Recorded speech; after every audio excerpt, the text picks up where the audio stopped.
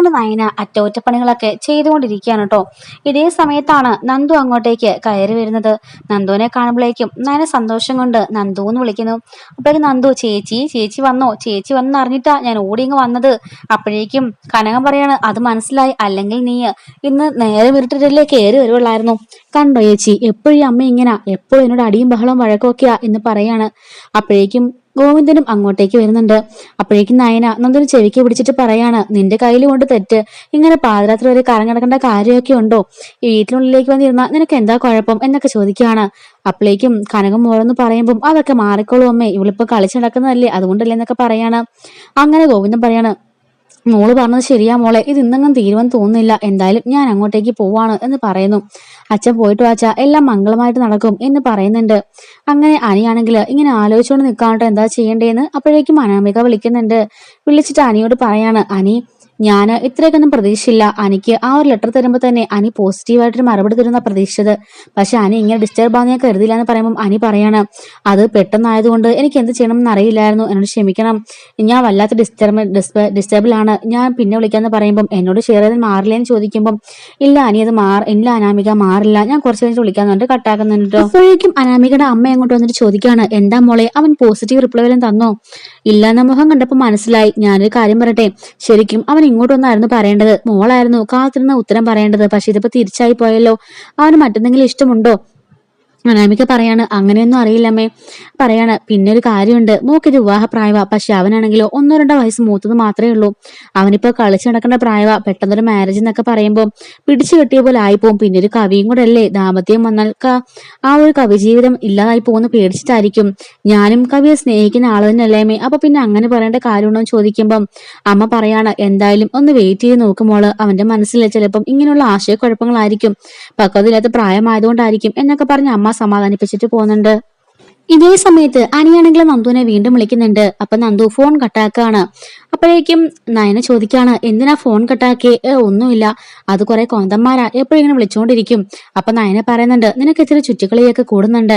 Phone വന്നപ്പോ തന്നെ ഞാൻ ശ്രദ്ധിച്ചു, ഇപ്പോൾ ഉള്ള കൂട്ടൊന്നും അത്രയ്ക്ക് നല്ലതല്ല, നിന്റെ കൂട്ടുകാരെല്ലാം തന്നെ വേസ്റ്റാ, ഒരുത്തിനും ഒരു സമയത്തിന് വാല്യൂ കൽപ്പിക്കാത്തവന്മാരാ, കൂട്ടത്തിലുള്ളതിൽ ആകെപ്പാട് മെച്ചം അവൻ മാത്രമാ പറഞ്ഞ വാക്ക് പാലിക്കുന്നവൻ എന്നൊക്കെ പറയുമ്പോഴേക്കും നന്ദു ഓർന്ന് എഴുന്നേറ്റ് പോയിട്ട് മനസ്സിൽ കരുതാണ് പിന്നെ പറഞ്ഞ വാക്ക് പാലിക്കുന്നവൻ അവൻ കാരണമാണ് ഞാനിപ്പോ കിടന്നിങ്ങനെ ഉരുകുന്നത്.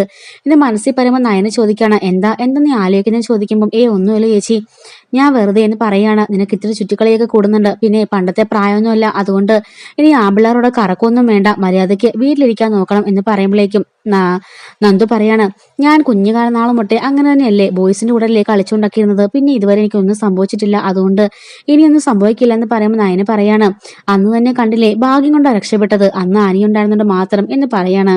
അങ്ങനെ അവൾ അവിടെ ഇങ്ങനെ ആലോചിച്ചുകൊണ്ട് നിൽക്കുന്നത്. മരുമകളായിട്ട് ഇപ്പൊ യുദ്ധമൊക്കെ നടക്കാറുണ്ടോ എന്ന് ചോദിക്കുമ്പോൾ ഇപ്പൊ കുറച്ച് ദിവസമായിട്ട് പ്രശ്നങ്ങളൊന്നും ഇല്ലാന്ന് നയന പറയുന്നുണ്ട്. അപ്പോഴേക്കും കനകം പറയാണ് അതാ മോളെ ഞാൻ പറഞ്ഞത്, മോള് താമസിക്കാൻ നിൽക്കണ്ട, മോള് പോയിക്കോ, വെറുതെ സമാധാനമായിട്ട് നിൽക്കുമ്പോൾ എന്തിനാ പ്രശ്നങ്ങൾ ഉണ്ടാക്കുന്നേ എന്ന് ചോദിക്കാണ്. നയന പറയാണ് എന്തൊക്കെ വന്നാലും ഇന്ന് ഞാൻ ഈ വർക്ക് ഫിനിഷ് ചെയ്തിട്ടേ പോകുന്നുള്ളൂ അമ്മയെന്ന് പറയുന്നു. അപ്പോഴേക്കും ആദർശിന്റെ കാറിന്റെ സൗണ്ട് കേൾക്കുമ്പോൾ നയന ആദർശേട്ടൻ വന്നു എന്ന് പറഞ്ഞിട്ട് പെട്ടെന്ന് എല്ലാവരും ചാടി എഴുന്നേക്കാണ്. അപ്പോഴേക്കും ആദർശ് അകത്തേക്ക് കയറി വരുന്നു. അപ്പോഴേക്കും കനകം ചോദിക്കാണ് മോനെ നയനമോളെ കൂട്ടിക്കൊണ്ടുപോകാൻ വന്നാണെന്ന് ചോദിക്കുമ്പോൾ അതേ അമ്മയെന്ന് പറയാണ്. അപ്പൊ നയന പറയാണ് ബാക്കി ഇവിടെ നിന്നെല്ലാം അച്ഛൻ കൊണ്ടുപോയി, ഇനി ഈ 2-3 മാത്രമേ ഉള്ളൂ, ലാസ്റ്റ് പണി എന്ന് പറഞ്ഞാൽ നല്ല പണിയുണ്ട്, ഫിനിഷിങ് നല്ല പാടാ, അതുകൊണ്ട് കുറച്ചുകൂടെ വർക്ക് ബാക്കിയുണ്ട് ആദർശേട്ടാ, കുറച്ചുകൂടെ താമസിക്കുമെന്ന് പറയുമ്പോൾ അത് സാരമില്ല ഞാൻ വെയിറ്റ് ചെയ്യാമെന്ന് പറയുന്നുണ്ട്. അപ്പോഴേക്കും നീ എന്താ വിളിച്ചോണ്ട് പറയാൻ ഞാൻ ചോദിക്കും, ഞാൻ മുത്തശ്ശനെ വിളിച്ചായിരുന്നു, മുത്തശ്ശനോട് പറഞ്ഞു, നീ പിന്നെ എന്നെ എന്താ വിളിക്കാൻ ഞാൻ ചോദിക്കുമ്പോൾ അത് പിന്നെ ഞാൻ മുത്തശ്ശനെ മരുന്ന് കഴിച്ചു എന്നൊക്കെ ചോദിക്കാൻ വിളിച്ചതാ, അപ്പൊ കാര്യം പറഞ്ഞേ ഉള്ളൂ എന്ന് പറയാണ്. ആദർശ് പറയാണ് എനിക്ക് മനസ്സിലായി, അതുകൊണ്ട് ഞാനും വിളിക്കാഞ്ഞത്, നീ നിന്റെ വർക്കൊക്കെ പൂർത്തിയാക്കിയിട്ട് വന്നാൽ മതി. അല്ല അങ്കിൾ എവിടെയെന്ന് ചോദിക്കുമ്പോൾ ആർട്ട് ഗാലറിയിലേക്ക് പോയി അച്ഛൻ, ബാക്കിയെല്ലാം അച്ഛനും ചേട്ടനും കൊണ്ടുപോയി, ഇനി ഇത്രയും കൂടെ ബാക്കിയുള്ളൂ, ഇതും കൂടെ ഒന്ന് എന്റെ മാസ്റ്റർ പീസാ ഇതൊക്കെ, ഇതും കൂടെ ഒന്ന് തീർക്കണം എന്ന് പറയുന്നുണ്ട്. അപ്പൊ ആദർശ് പറയാണ് നീ ബിസിയാണെന്നറിയാം, അതുകൊണ്ട് ഞാൻ വിളിക്കാഞ്ഞെന്ന് ആദർശ് നയനോട് പറയുന്നുണ്ട്. അതേസമയത്ത് തന്നെ അനി വല്ലാണ്ട് ഡിസ്റ്റർബ്ഡ് ആയിട്ട് റൂമിൽ ഇങ്ങനെ ആലോചിച്ചുകൊണ്ടിരിക്കുകയാണ്. നന്ദു ഇനി വിളിക്കുവോ, അവളോട് ഞാൻ കാണിച്ചത് വല്ലാത്ത മോശമായിപ്പോയി, വല്ലാത്ത ചതിയായിപ്പോയി, അതുകൊണ്ട് അവൾ എടുക്കാത്തത്, ഇനി എങ്ങനെ പ്രശ്നം സോൾവ് ചെയ്യുന്നു ആലോചിച്ചുകൊണ്ടിരിക്കുമ്പോൾ ജാനകി അങ്ങോട്ടേക്ക് വന്നിട്ട് ചോദിക്കാണ്, മോനെ വാ ഭക്ഷണം കഴിക്കാന്ന് പറയുമ്പോൾ, അയ്യോ അമ്മ എനിക്ക് വേണ്ട, എനിക്ക് വിശക്കുന്നില്ല എന്ന് പറയുന്നു. ജാനകി പറയാണ്, എന്താ എല്ലാവരുടെ സ്വഭാവത്തിന് ഇത്രയ്ക്ക് മാറ്റം, പണ്ട് ഡൈനിങ് ടേബിളിന്റെ മുമ്പിൽ ഫസ്റ്റ് നിരുന്ന നീയാണല്ലോ, ഇപ്പൊ നിനക്ക് മാറ്റമായല്ലേ, നീ അവളെ കുറിച്ച് ആലോചിച്ചിരിക്കുമായിരിക്കും, ആ കൊച്ചിനെ കുറിച്ച്. ഏത് കൊച്ച്? ആ അനാമികയെ കുറിച്ച്. ഒന്നെങ്കിൽ അവൾ വിളിച്ചു കാണില്ല, അല്ലെങ്കിൽ അവൾ പിണങ്ങി കാണും, അതുകൊണ്ടാണ് നീ ഇപ്പൊ ഭക്ഷണം കഴിക്കാത്തെ. എന്റെ പൊന്നമ്മേ ആവശ്യമില്ലാത്തൊന്നും പറയില്ലേ, അങ്ങനെയൊന്നും ഇല്ല. ദേ എന്റെ ഫോൺ നോക്ക്, കണ്ടോ കോള് നോക്ക് എന്ന് പറയുമ്പോഴേക്കും ജാനകി കോള് നോക്കിയിട്ട്, അല്ല ആരായി നന്ദു, കുറെ മിസ് കോള് കിടപ്പുണ്ടല്ലോ. അത് പിന്നെ നന്ദോഗോപൻ എന്റെ ഒരു ഫ്രണ്ടാ. അങ്ങനെ ഒരു ഫ്രണ്ടിനെ പറ്റി ഞാൻ കേട്ടിട്ടില്ലല്ലോ. അങ്ങനെ എനിക്കൊരു ഫ്രണ്ട് ഉണ്ട് അമ്മേ, ഞാൻ വൈകുന്നേരം പലഹാരമൊക്കെ ഒരുപാട് കഴിച്ചു, എനിക്ക് വിശക്കുന്നില്ല, അതുകൊണ്ടാ, ദയവ് ചെയ്ത് അമ്മ പോയിരുന്ന് കഴിക്കുക. അപ്പൊ ജാനകി ചോദിക്കാണ്, നീ കഴിക്കാതെ ഞാൻ എങ്ങനെ കഴിക്കടാ? അതൊന്നും സാരമില്ല, അമ്മ പോയി കഴിക്ക്, ഞാൻ ആകെപ്പാട് ഡിസ്റ്റർബിടാ, എനിക്ക് കുറച്ചു നേരം ഒറ്റയ്ക്ക് ഇരിക്കണമെന്ന് പറയാണ്. മനസ്സിലാവുന്നുണ്ട് എല്ലാവർക്കും ഈ വീട്ടില് എന്തൊക്കെയോ സംഭവിച്ചു, നിനക്കും അങ്ങനെ തന്നെയാ. പിന്നെ നിനക്ക് ബിസിനസ് കാര്യങ്ങളൊന്നും നോക്കി നടന്നൂടെ?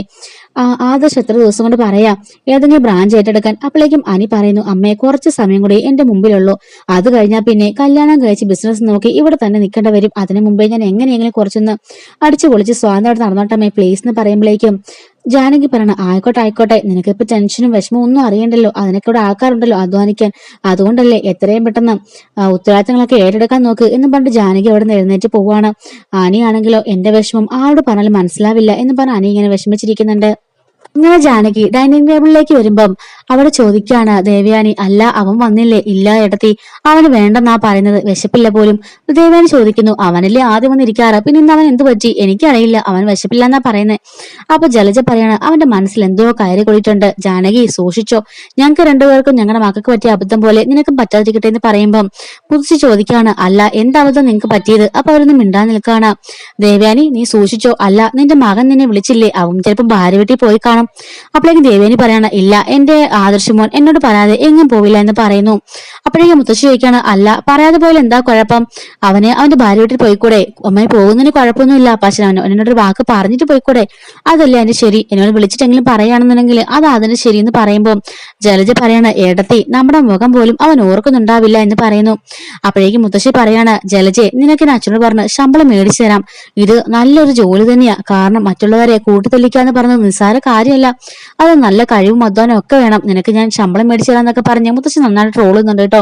അപ്പോഴേക്കും ജാനകി പറയാണ്, ഇപ്പൊ ഡൈനിങ് ടേബിളിന്റെ മുമ്പിൽ പോലും ഇങ്ങനെയുള്ള സംഭാഷണങ്ങളാ, അതുകൊണ്ട് മടുത്തു, ഫുഡ് കഴിക്കാൻ പോലും തോന്നുന്നില്ല എന്നൊക്കെ ജാനകി പറയുന്നുണ്ട്.